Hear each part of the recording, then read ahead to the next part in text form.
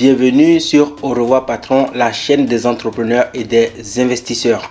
Aujourd'hui, on a fait appel à Robert Kiyosaki, un entrepreneur américain qui dévoile les stratégies qui lui ont permis de devenir millionnaire. Robert va nous dévoiler quels sont les 3 types de revenus qu'on peut trouver dans la vie et à travers ses conseils, tu comprendras quel est le type de revenu dont tu as besoin pour construire ton indépendance financière. Alors, qui est Robert Kiyosaki? Robert Kiyosaki est né le 8 avril 1947. C'est un entrepreneur américain spécialisé dans le développement personnel. À travers ses livres et les jeux qu'il commercialise, Robert défend le concept d'éducation financière qui inclut la culture de l'entrepreneuriat, la formation commerciale et la maîtrise des techniques d'investissement. Dans cette vidéo, Robert va nous dévoiler quels sont les 3 types de revenus qu'on rencontre dans la vie et quels sont les types de revenus que les personnes qui atteignent l'indépendance financière développent. Je t'invite donc à regarder cette vidéo jusqu'à la fin, à mettre un pouce bleu, à t'abonner à cette chaîne YouTube et à activer la cloche de notification, à partager cette vidéo avec d'autres personnes afin de faire découvrir la chaîne à d'autres personnes et de nous aider à grandir. Sans plus tarder, Robert, dis-nous quels sont les 3 types de revenus qu'on peut rencontrer dans la vie. Merci, c'est l'une de mes questions préférées. Que vous apprend l'école sur l'argent? Rien. Ils vous disent d'aller à l'école et de trouver un emploi. Pas d'emploi. De travailler dur, de payer des impôts, de se débarrasser de ses dettes, d'économiser et d'investir dans le marché boursier. C'est stupide, je ne ferai pas ça. Mais les bases sont les suivantes, ok. Dans le monde de l'argent, il y a 3 types de revenus. C'est cela l'éducation financière. Donc si j'enseignais à un groupe, disons de lycéens de 2e année à 15 ans, je dirais qu'il y a 3 types de revenus. C'est un mot très important. Numéro 1, c'est ce qu'on appelle le revenu professionnel, le revenu gagné. C'est ce qui se passe quand vous allez à l'école, que vous trouvez un travail et que vous travaillez pour de l'argent. Le revenu gagné, c'est quand vous travaillez pour de l'argent. C'est le revenu le plus taxé.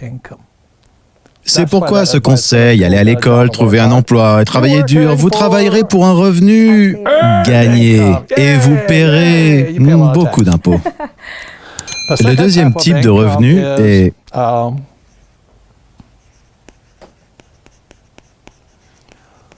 le revenu de portefeuille. Les revenus de portefeuille sont aussi appelés gains en capital. C'est quand vous achetez bas, vendez haut. Je ne connais pas le taux d'imposition, mais il y a quelques années, il était environ 20%. Ça a changé entre-temps, j'ai oublié. Donc la plupart des gens, quand ils vont à l'école, ils trouvent un emploi, ils travaillent pour gagner un revenu.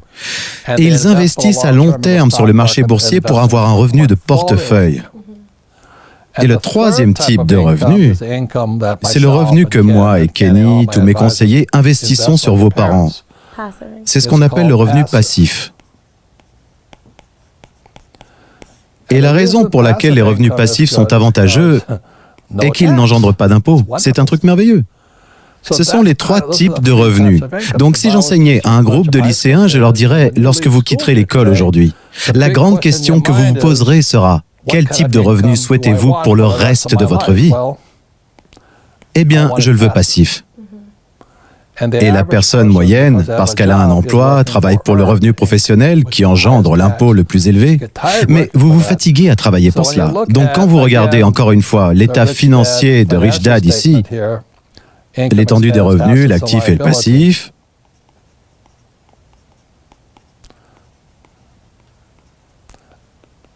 ok. Le revenu gagné, c'est ça ici. C'est un revenu gagné. Ok. Quand vous travaillez pour, et le problème avec ce revenu, c'est les impôts.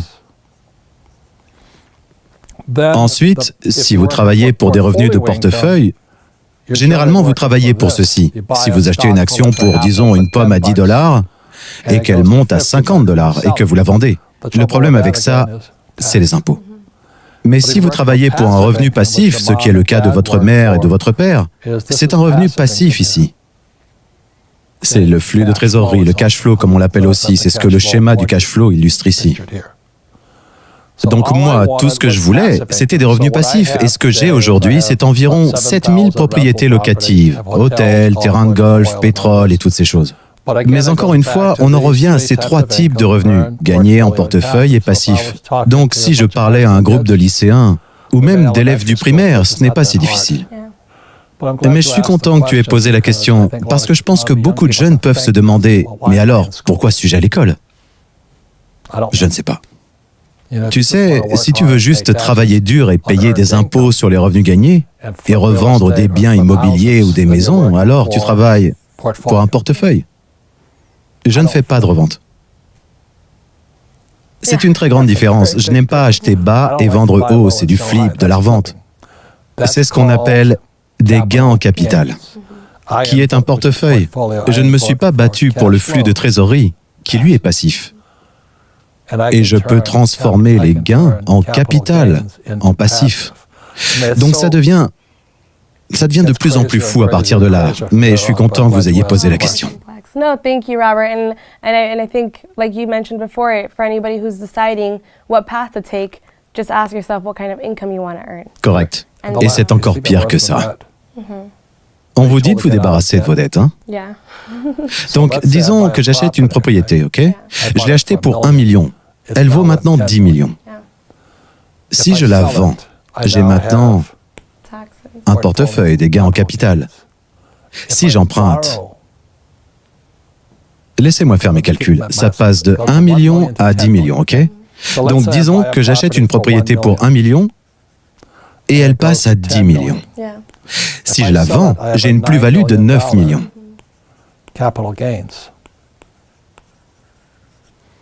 Je dois payer des impôts là-dessus. Je ne ferai jamais cela. And that's what I love about what you and Kenny teach, because you showed people how to make it an infinite return, not pay taxes, and have a cash flow. Mais je veux toujours mes 9 millions de dollars. You reinvest. Je les emprunte. C'est ce qu'on appelle le refinancement. Quand cet argent sort sous forme de dette, 9 millions sous forme de dette, combien d'impôts je paye? 0. 0. C'est à ça que sert l'éducation financière. Pas ces bêtises que l'on nous apprend à l'école sur l'investissement en bourse, les fonds communs de placement, les plans d'épargne retraite et tout ça. Je ne fais pas ça. Mais vous devriez, parce que si vous ne voulez pas étudier ce que nous étudions ici dans Rich Dad, alors vous devriez investir dans des fonds de pension, des fonds communs de placement, des pensions, des biens immobiliers, acheter bas, vendre haut et payer des impôts. Mais ce n'est pas ce que nous faisons ici.